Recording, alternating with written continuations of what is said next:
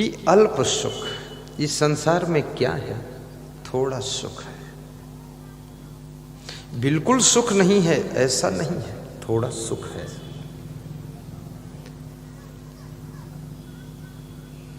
तो पूछने वाले ने कबीर साहिब से पूछा कि थोड़ा सुख है तो बाकी सब क्या है? तो कबीर साहिब ने कहा बाकी सब दुख ही दुख है। तो पूछने वाले ने कहा कि फिर जब बाकी सब दुख ही दुख है और थोड़ा सुख है तो ये थोड़ा सुख भी ना होता तो ठीक था, पूरा दुख ही दुख होता तो एक जैसा भोग लेते। अब थोड़ा सुख भोगने के बाद फिर पूरा दुख भोगना पड़ता है तो थोड़ा ज्यादा ही दुख होता है। ये थोड़ा सुख क्यों है? थोड़ा दुख होता और बाकी सब सुख होता तो ठीक था, लेकिन थोड़ा सुख और पूरा दुख ऐसा क्यों? तो कबीर साहिब ने बड़ी मजे की बात कही। कबीर साहिब ने कहा थोड़ा सुख इसलिए है कि इस थोड़े सुख के लालच में तुम ज्यादा दुख भोग सको, इसलिए थोड़ा सुख रखा गया है।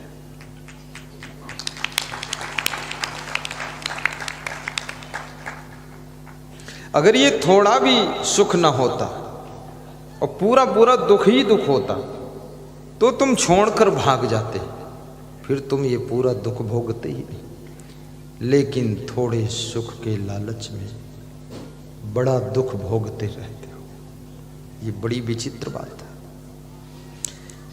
एक छोटी सी कथा बताता हूँ, बड़ी प्यारी कहानी है।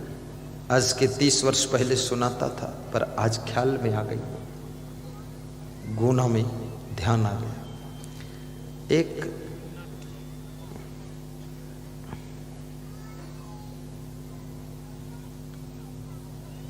गांव-गांव में कला दिखाने वाला नट रहता था। गांव में जाकर के कुछ अपनी कलाएं दिखाता था। उस नट के पास में एक गधा था, तो उस गधे की पीठ पर वो सामान लेकर जाता था। गधा सामान ढोता था। इसका अर्थ ये नहीं कि जो सामान ढोता वो गधा होता है, ऐसा अर्थ मत लेना। नहीं, सामान कौन ढोएगा? क्योंकि लोग कहेंगे मैं तो नहीं गधा बनूंगा। सामान ढोने वाला गधा नहीं होता है। जो गधा है 4 पैर वाला, उसकी कहानी है। ये 2 पैर वाले अपने ऊपर मत ले लेना, खतरा हो जाएगा, डिस्टर्ब होगी व्यवस्था। तो वो गधा बहुत खुश रहता था और गधा बहुत धीरे धीरे कमजोर हो रहा था।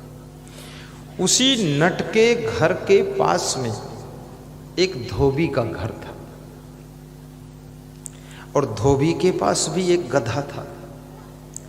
धोबी और नट में दोस्ती थी तो दोनों के गधों में भी दोस्ती थी, और ज्यादातर गधों के दोस्त ज्यादा ही होते हैं, समझदारों के दोस्त तो कम होते हैं। लेकिन जो जितना बड़ा गधा होगा उसके बहुत बड़े दोस्त होंगे, भीड़ रहेगी दोस्तों की। गधे लोग दोस्ती खूब बनाते हैं और दोस्ती में समय बहुत बर्बाद होता है। बुद्धिमान व्यक्ति ना तो दोस्ती ज्यादा बनाता है ना तो दुश्मनी बनाता है। दुश्मनी बनाओगे तो पुलिस और कोर्ट में समय खराब होगा और धन खराब होगा, और दोस्ती बनाओगे तो फिर गप सप लप करने में समय खराब होगा। और सबसे कीमती चीज यदि तुम्हारे पास में कोई है तो वो है टाइम, और टाइम जहां से खराब होता है उस पॉइंट पर कृपया सावधानी बरतिए, अपने समय को बचाइए, समय का सदुपयोग करिए, तो चंद्र समय में तुम चांद की ऊंचाइयों को छू सकते हो। समय अमूल्य। तो धोबी और नट में दोस्ती थी, तो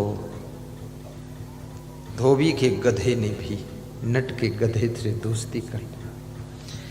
तो ये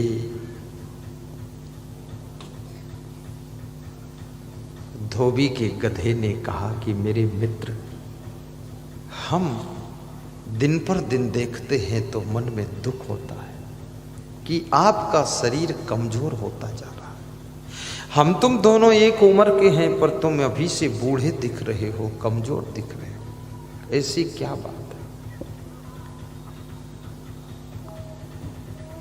नट का गधा दुखी होकर बोला कि मेरे मित्र, आपने मेरा बहुत ख्याल किया है, बहुत ध्यान दिया है, धन्य हो।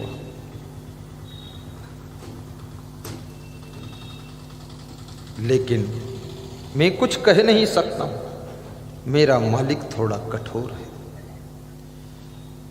किसी गांव में जाता है, मेरी पीठ पर वजन सामान लाद कर ले जाता है और वहां पर कला खेलता है, अपना कर्तव्य दिखाता है। मेरे को एक रस्सी में बांध देता है, मैं बंधा रहता हूं। आसपास की छोटी मोटी घास चर लेता हूं। समय पर पानी नहीं मिलता, खाने को सही नहीं मिलता, इसलिए मैं कमजोर हो गया। धोबी का गधा हंसा और बोला कि मेरे मित्र, अपने मालिक को छोड़कर मेरे मालिक के पास आ जाओ।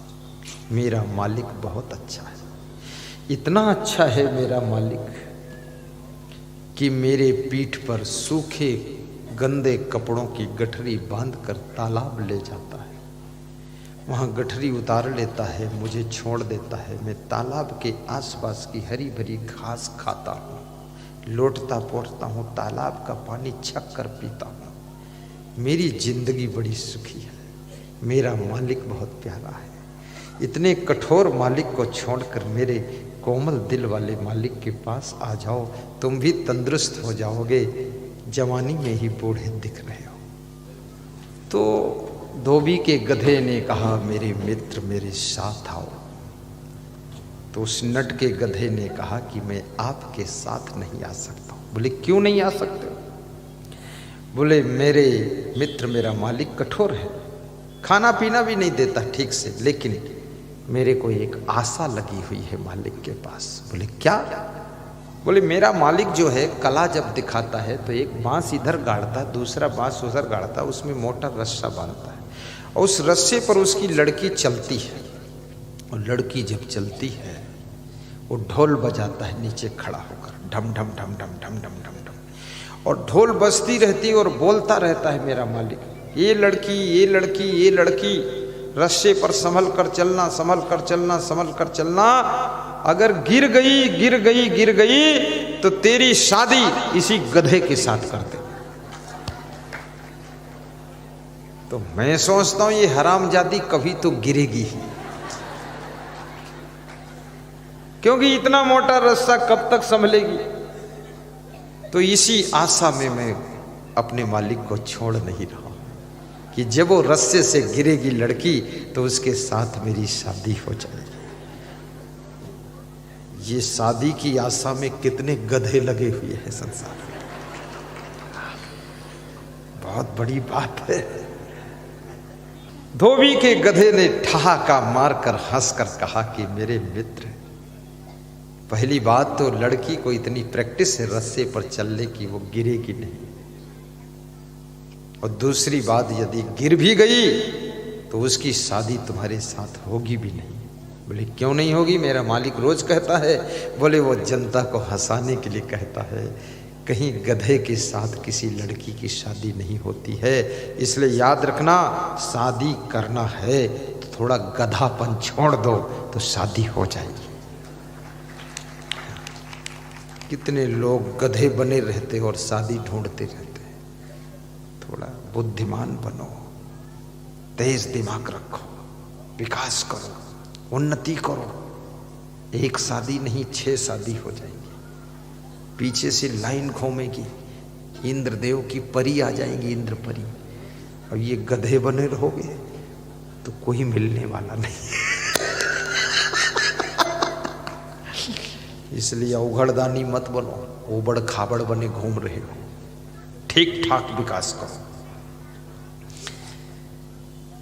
अल्प सुख दुख आद्यो अंता, मन भुलान मई कर मई मनता।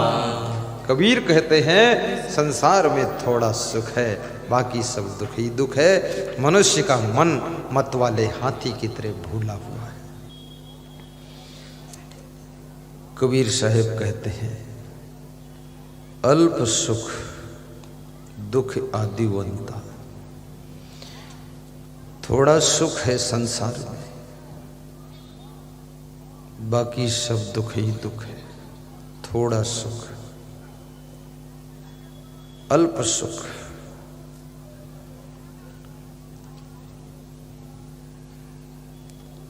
पूछने वाले ने फिर पूछा कि थोड़ा सुख है, बाकी सब दुख ही दुख है, तो थोड़ा सुख जो है ये भी दुख ही होता तो एक जैसा भोग लेते। पर थोड़ा सुख मिलने के बाद जब दुख भोगना पड़ता है तो ज्यादा दुख एहसास होता है, क्योंकि थोड़ा स्वादिष्ट भोजन खाने को मिले और फिर बेस्वाद भोजन मिले, थोड़ा मन को ज्यादा तकलीफ होती है। पूरा दुख होता तो अच्छा था। तो कबीर साहब कहते हैं अगर पूरा दुख होता तो तुम छोड़कर भाग जाते, फिर वो दुख भोगते नहीं। ये थोड़े से सुख के लालच में तुम बड़ा सा दुख भोगते रहते हो। बहुत कठिन बात, समझना इस बात को। जो थोड़ा सा सुख है यही बड़ा सा दुख भोगने में मदद करता है। अगर ये थोड़ा सुख भी ना होता तो इतना बड़ा दुख तुम भोग ना पाते, फिर तुम त्याग कर देते। ये थोड़ा सुख बड़ा दुख भोगने के लिए।